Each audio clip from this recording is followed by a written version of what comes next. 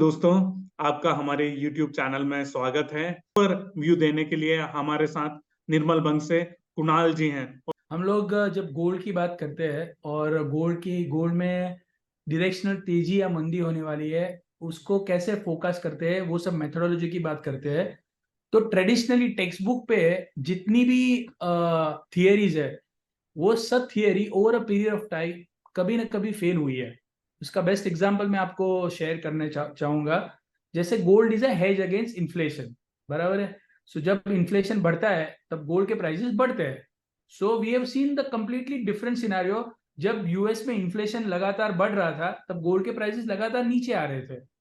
दूसरी थियरी है कि गोल्ड डॉलर जब स्ट्रांग होता है तब गोल्ड के प्राइसेस नीचे आते हैं।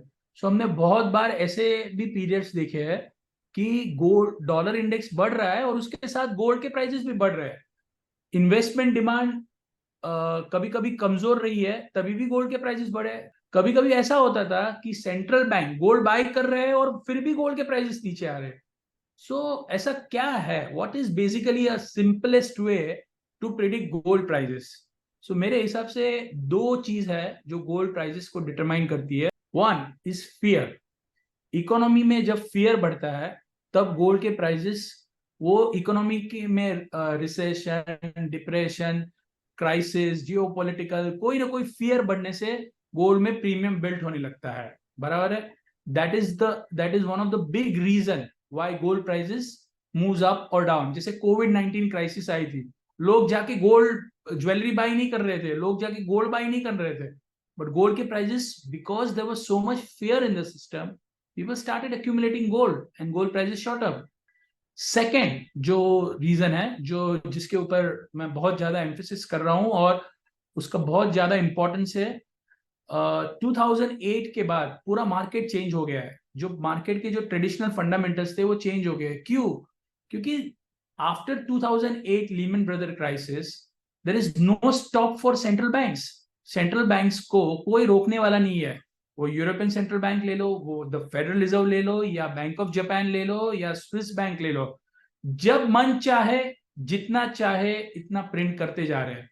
सो 2008 की क्राइसिस के टाइम पे फेडरल रिजर्व की बैलेंस शीट थी $1 trillion, $1 trillion, which right now stands at $8.2 trillion. So ये जो मॉनेटरी बेस है, ये जितना सिस्टम में मॉनेटरी डिबेसमेंट होता है उतनी गोल्ड की वैल्यू बढ़ती है, और उतनी गोल्ड की वैल्यू बढ़ने से उतने गोल्ड के प्राइस बढ़ते हैं।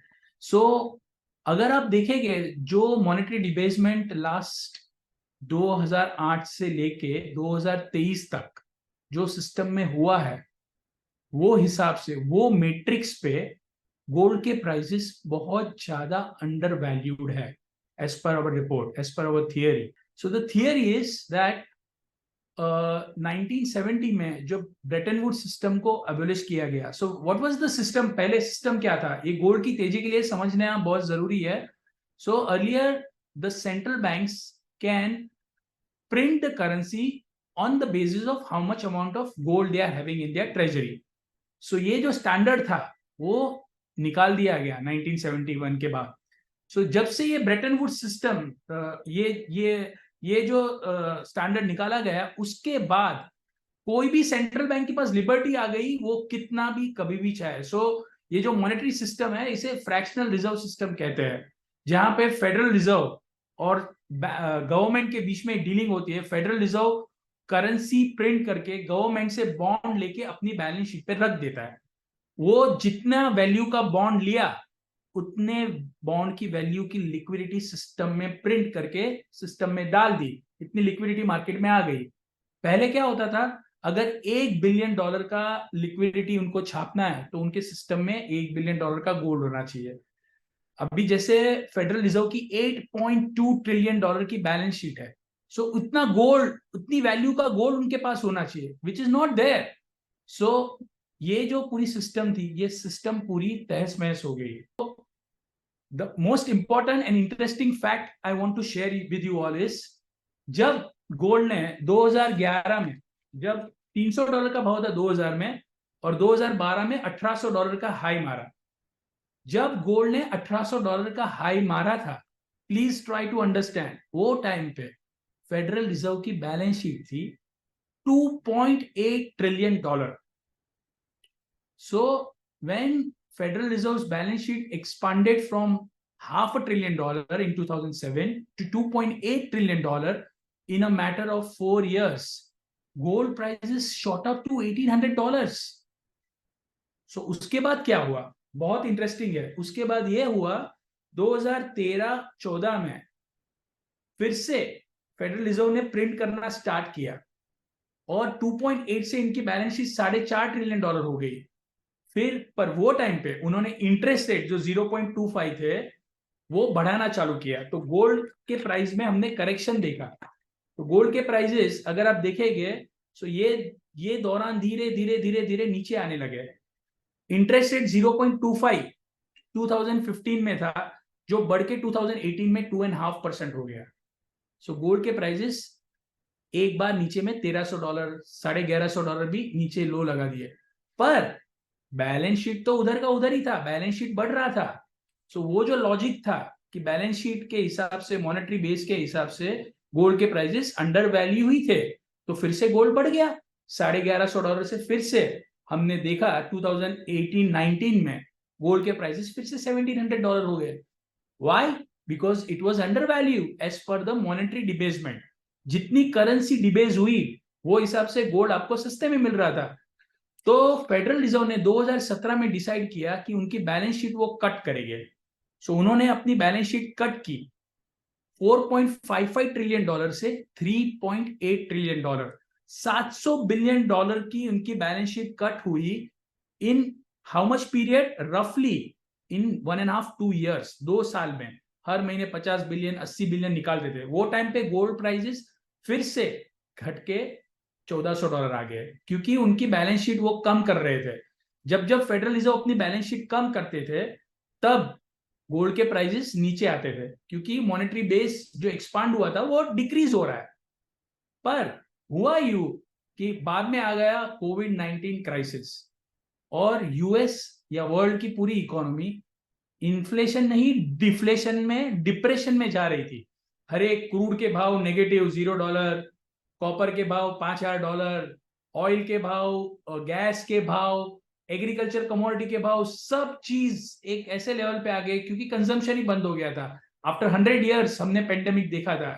सो पेंडेमिक के कारण पूरा इकोनॉमी बर्बाद होने की कगार पे था. तभी फेडरल रिजर्व ने लॉन्च किया अनदर राउंड ऑफ क्यूई. ये जो आपकी बैलेंस शीट थी $3.8 ट्रिलियन की, $4 ट्रिलियन की, सो 2008 से 2018 तक 1 से $4 ट्रिलियन हुई, और 2020 से लेके 2022 तक 2 साल में ये $4 ट्रिलियन से बढ़ के हो गई $9 ट्रिलियन. सो आप समझिए, जितना 12 साल में पैसा प्रिंट हुआ फेडरल रिजर्व द्वारा, उससे डबल पैसा 2 साल में प्रिंट हो गया. सो गोल्ड के प्राइसेस हो गए $2,100. उसके बाद इन्फ्लेशन यूएस में बढ़ने लगा. यूएस में इन्फ्लेशन बढ़ने के कारण, इन्फ्लेशन कंट्रोल में रखने के कारण यूएस की फेडरल रिजर्व ने इंटरेस्ट रेट बढ़ाना चालू किया. तब से एक नया क्लास आ गया कि जब जब इंटरेस्ट रेट बढ़ते हैं तब गोल्ड के प्राइसेस नीचे आते हैं. लोगों ने मंदी मंदी मंदी कहना चालू किया, पर लास्ट 12 महीने में इंटरेस्ट रेट 0.25 से बढ़ के 5.5% हो गया है, और गोल्ड आज का भी $1,900 का $1,900 पे चल रहा है. सो आप समझिए, इतना एग्रेसिवली इंटरेस्ट रेट बढ़ने के बावजूद भी गोल्ड के प्राइसेस नीचे नहीं आए. जब आप हिस्ट्री देखेंगे या प्रीवियस रेट हाइक साइकिल्स देखेंगे, जैसे मैंने आपको बताया था कि Q3 2015 में इंटरेस्ट रेट थे 0.25%, और वो बढ़ा दिए गए थे दिसंबर 2018 तक 2.5%. गोल्ड में $500 का फॉल आया था, $500 करेक्शन. पर ये time, this is very different time. ये टाइम ऐसा है कि फेडरल रिजर्व का जो बेस है वो $4 ट्रिलियन से बढ़ के 9 हुआ है. हर महीने वो लोग $100 बिलियन अपनी बैलेंस शीट पर से बॉन्ड बेच के मार्केट में लिक्विडिटी सक करते हैं। तो हर महीने $100 बिलियन वो लोग कम कर रहे हैं। तो आज वो बैलेंस शीट है $8.2 ट्रिलियन। तो मेरा आप लोग से सवाल ये है, पिछली बार जब फेडरल रिजर्व ने अपनी बैलेंस शीट कम करने की ट्राई की थी, $700 बिलियन वो कम कर पाए थे। जो मैंने आपको डेटा शेयर किया, 4.55 से $3.8 ट्रिलियन तक उनकी बैलेंस शीट श्रिंक हुई, और उसके बाद सब मार्केट इलिक्विड होना चालू हो गए, और suddenly they have to again start cutting the rates और प्रिंट करना चालू कर दिया। तो ये time, is there any chance कि उनकी बैलेंस शीट ये $8.2 ट्रिलियन वाली फिर से $5 ट्रिलियन जाने वाली है? मतलब सिस्टम में जो $5 ट्रिलियन आके पड़े हैं, वो धीरे धीरे सक हो जाएंगे। क्या होगी वर्ल्ड की स्टॉक मार्केट, क्या होगा वर्ल्ड की इकोनॉमी का? डिप्रेशन आ जाएगा। It is not changing. So मेरा मानना ऐसा है, या हमारा ग्रुप का, हमारी जो रिसर्च टीम का मानना ऐसा है कि we are entering in a period where gold is highly under valued as compare to the monetary base. So समझिए, फॉर एग्जाम्पल फेडरल रिजर्व और 400-500 बिलियन डॉलर उनकी बैलेंस शीट पे से कम करता है, तो उसके बाद वो उसकी उसकी जो आफ्टर इफेक्ट आएगी वो बैलेंस शीट कम करने की, वो एक लेवल से ज्यादा ये लोग बैलेंस शीट कम नहीं कर पाएंगे। और ये जो बेस है, वो बेस के सामने आज गोल्ड अंडर वैल्यूड है। ये जो सिस्टम में इन्फ्लेशन है वो जल्दी से जाने वाला नहीं है। ये जो नंबर है 3.3% इज वेरी स्मॉल थिंग। जब तक इतनी लिक्विडिटी है, 5.5% इंटरेस्ट रेट हाइक करने के बावजूद भी world is still battling inflation. आप, क्योंकि ये तो मैंने आपको नंबर दिए हैं सिर्फ यूएस के। जापान इनफाइनाइट प्रिंटिंग कर रहा है, किए ही जा रहा है, बंदी नहीं कर रहा है। यूरोप में भी ऐसे ही तकरीबन 3 से $3.5 ट्रिलियन यूरोप में प्रिंट हुए। सो यूएस, जापान, यूरोप सब मिला के सिस्टम में 10 से 12 ट्रिलियन का तो प्रिंटिंग हुआ है। सो ये सब जो प्रिंटिंग हुआ है, तो क्या इन्फ्लेशन जाने वाला है? नहीं। इसके कारण फ्यूचर में कोई ना कोई बड़ी अनसर्टेनिटी ओवर होते रहेगी। सो अभी मैंने बात किया था मॉनेटरी डिबेसमेंट का, अभी मैं आता हूं, ये जो ये लोग इंटरेस्ट रेट हाइक करके मार्केट को, इकोनॉमी को कूल करने की ट्राई कर रहे हैं, ये एक एक्सपेरिमेंट है जो आज तक फाइनेंशियल मार्केट की हिस्ट्री में कभी हुआ नहीं है। आज तक कभी भी $5 ट्रिलियन प्रिंट हुए ही नहीं है यूएस द्वारा। तो उसकी इम्पैक्ट क्या आएगी वो किसी को मालूम नहीं है। जब ये लोग पैसा निकाल रहे हैं या इंटरेस्ट रेट हाइक कर रहे हैं, तो उसका इम्पैक्ट क्या आएगा 5 month 6 months down the line. So one thing is for sure, that आगे जाके धीरे धीरे कहीं ना कहीं इन्हें ब्रेक लगानी है। और जब ये ब्रेक लगाएंगे, तब क्या होगा? गोल्ड के प्राइसेस सबसे पहले बढ़ेगा। तो गोल्ड सबसे first one two give a indication will be gold. HNI investors जो ETF में बाइंग करते हैं, 1.5 साल से वो लोग का बाइंग बंद है। तो 1.5 साल से जो HNI इन्वेस्टर है वो गोल्ड में बाइंग अपना बंद करके बैठे हैं। सो जैसे इंटरेस्ट रेट रिवर्स होने की स्टार्ट प्रिपरेशन होगी, सबसे पहले बाइंग लौटेगा किसका? ETF इन्वेस्टर का, जो 1.5 साल से ये मार्केट से बाहर है। सो इंटरेस्ट रेट घटने वाले हैं। सो मैं क्या करूंगा? If I am the money manager, I will start having a gold ETF in my portfolio. Number second reason. Number third reasons, क्यों ये बहुत ज्यादा इन्फ्लेट होने वाला है? ये जो अनसर्टेनिटी हमने क्रिएट होते हुए देखी है सिस्टम में, इसमें और एक एंगल है, that is a geopolitical angle. So geopolitics Russia Ukraine से स्प्रेड होता हुआ नजर आ रहा है। एक के बाद एक दूसरी European economy are supporting Ukraine, and Russia is going against Poland. Russia is going against another NATO allies. China is aggressive with Taiwan.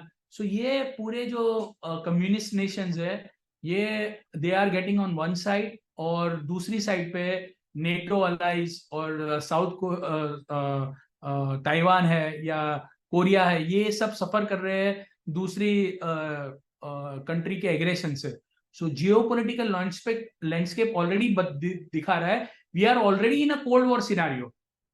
तो जियोपॉलिटिकल एंगल भी प्ले आउट होना बाकी है अभी। आगे जाके जियोपॉलिटिकल अगर इंप्रूव नहीं होता है, जो दिख रहा है अभी मुझे, सो इसका भी प्रीमियम गोल्ड में धीरे धीरे बढ़ने वाला है। सो ये सभी चीजें जो मैं आपको बता रहा हूं, ये चीजें मालूम है सेंट्रल बैंक्स को, and that is the reason why they are not buying the bonds of US, Europe, Japan, but उनका जो भी फॉरेन एक्सचेंज रिजर्व बिल्ट हो रहा है आउट ऑफ द ट्रेड, वो फॉरेन एक्सचेंज रिजर्व से सभी सेंट्रल बैंक, इंडिया हो, चाइना हो, रशिया हो, साउथ कोरिया हो, साउथ अफ्रीका हो, मे बी सिंगापुर हो, सभी सेंट्रल बैंक्स जो 20 साल, मैंने आपको डेटा दिया 1980 से 2000 तक, 20 साल तक जो लोग यूएस की ट्रेजरी बाय करते थे, वो लोग यूएस की ट्रेजरी बाय नहीं कर रहे, सेल कर रहे हैं। और जो अपना फॉरेन एक्सचेंज रिजर्व, जो अपनी पूंजी है, जो अपने रिजर्व्स है, वो रिजर्व को थोड़ा थोड़ा डाइवर्ट करते हैं गोल्ड में। अगर हम देखेंगे नंबर्स, लास्ट 10 साल का data, on an average central banks are buying 400 ton of gold every year. Last साल 1170 टन, ऑलमोस्ट 1200 टन का बाइंग हुआ है गोल्ड का। ये साल फर्स्ट हाफ में ही हो गया है ऑलमोस्ट 400 टन का बाइंग, सेकेंड हाफ का मालूम नहीं है।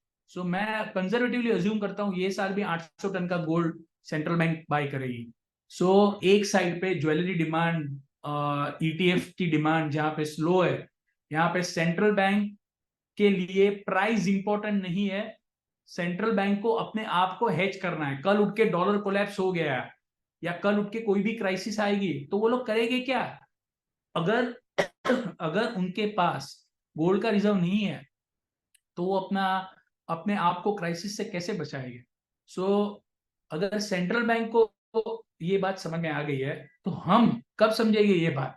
So for the retail investor, सबको ऐसा लगता है कि हम, स्पेशली मैं एक गोल्ड का बुल हूं जो लास्ट 2 साल बुल बुल बुल बोले ही जा रहा है, इनफैक्ट लास्ट 3 साल से। पर ऐसा नहीं है, बिकॉज ये जो परिस्थिति क्रिएट हुई है ये हमें इंडिकेट कर रही है कि gold as compare to the monetary base of the central banks balance sheet is highly under valued. मेरे हिसाब से नेक्स्ट साल गोल्ड के प्राइसेस, फर्स्ट टारगेट होगा $2500 का, फर्स्ट थ्रेशोल्ड। और हमारा ऐसा मानना है कि नेक्स्ट 3 से 5 साल तक वॉलेटिलिटी रहेगी, गोल्ड के प्राइसेस नीचे भी जाएंगे ऊपर भी जाएंगे, पर 3 से 5 साल तक गोल्ड में कोई मंदी नहीं नजर आ रही है। क्योंकि ये जो प्रॉब्लम सेंट्रल बैंक ने क्रिएट किया है, ये प्रॉब्लम सॉल्व होने वाला है नहीं आसानी से। कोई भी सेंट्रल बैंक की बैलेंस शीट एक लेवल से ज्यादा कम होने वाली नहीं है। और जैसे कम होगी, इकोनॉमी स्लो डाउन होगी, उनको अगेन प्रिंट करना पड़ेगा, अगेन रेट कट करना पड़ेगा, तो गोल्ड के प्राइस कहां जाएंगे? सो गोल्ड इज द, जो मैंने स्टार्ट ऑफ द शो में कहा, is the biggest response of gold comes from the fear. और ये जो फियर है सिस्टम में, ये फियर आने वाले सालों तक रहने ही वाला है। क्योंकि कोविड के बाद पूरा वर्ल्ड चेंज हो गया है। आप 5-5, 8-8 ट्रिलियन, 9-9 ट्रिलियन डॉलर की यूएस की बैलेंस शीट है, यूरोप की बैलेंस शीट है, जापान तो प्रिंट कर ही, जापान की गवर्नमेंट खुद ही अपने स्टॉक बाय कर रहे हैं, जापान की गवर्नमेंट खुद ही अपने बॉन्ड बाय कर रहे हैं, अपना बॉन्ड मार्केट की यील्ड है उसको कंट्रोल कर रहे थे अभी तक। सो आप समझिए हम लोग कैसे टाइम में जी रहे हैं। तो हम लोग एक साइड पे देखते हैं इक्विटी मार्केट बढ़ रही है, अच्छा लग रहा है, गोल्ड के प्राइसेस ऊपर है, अच्छा लग रहा है, पर अंदर से जो फियर है, कल उठ के बॉन्ड के यील्ड जब बढ़ते हैं, जैसे हमने लास्ट टाइम देखा था यूके में बॉन्ड यील्ड बढ़ गई थी, तो गवर्नमेंट बोल रही थी, एक साइड पे रेट कट कर रही थी और दूसरी बाजू पे पैकेज दे दिया ताकि बॉन्ड यील्ड कम हो जाए, और फिर से बाद में रेट हाइक करना चालू कर दिया। फिर से अगर बॉन्ड यील्ड बढ़ जाएगी तो फिर से अभी सिस्टम में पैसा डालेंगे। तो किसी को मालूम नहीं है कि ये जब बॉन्ड यील्ड बढ़ेगी या क्राइसिस आएगी तो कैसे मैनेज करेंगे। सो सब लोग एक्सपेरिमेंट कर रहे हैं, सेंट्रल बैंक एक्सपेरिमेंट कर रहे हैं, तो हम हमारे पोर्टफोलियो के साथ क्यों एक्सपेरिमेंट कर रहे हैं?